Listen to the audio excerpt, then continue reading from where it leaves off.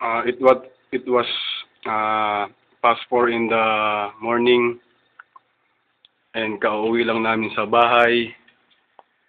Ito, katibayan. Medyo lasing na. Ito ang ganito lang ang ano namin. Ito ang bahay namin na inuupahan dito sa Macau. Tol, diretso ka na ba dyan? Sige. Ito inuupahan namin bahay. Medyo may kaliitan lang kasi mahal ang upa dito sa mahal ang upa dito ng bahay. Ito naman yung kitchen. Dito kami salo-salo kumakain. Tingnan mo, makikita nyo naman, kulang pa ng upuan. Yan. Pero iba, mga nakatayo na. Ito yung naglulutuan namin. And our kitchen. Tingnan nyo, hindi pa nakahugas. And ito yung aming refrigerator. May natitira pa ang 4 na itlog. At may soft drinks pa naman. And ito pa ang aming stocks. Lucky me. May CR dito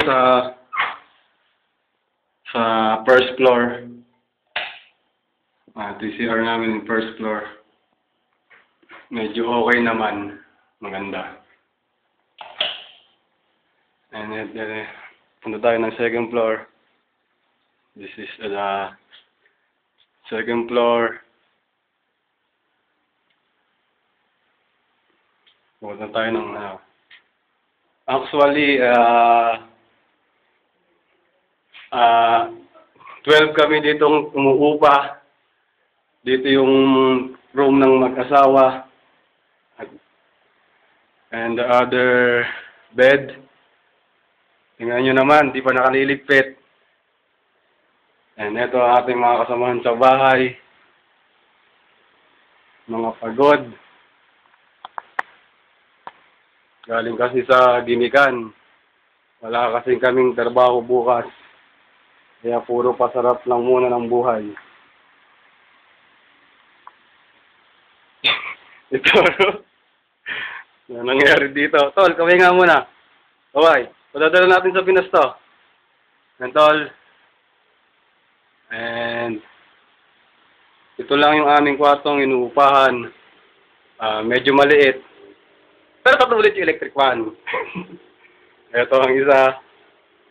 Ito. And ito pa. Ayan, hindi pa nakaliligpit. Ganito lang talaga ang sa araw-araw nangyayari dito. Kaya kayo, sa Pinas, yung mga perang ginagastos nyo dyan, ayusin sa mabuti. Kaya, hindi nyo alam kung paano ang hirap na nangyayari dito. Ito, may pasok pa bukas. Kailangan mag-overtime para maka-extra income.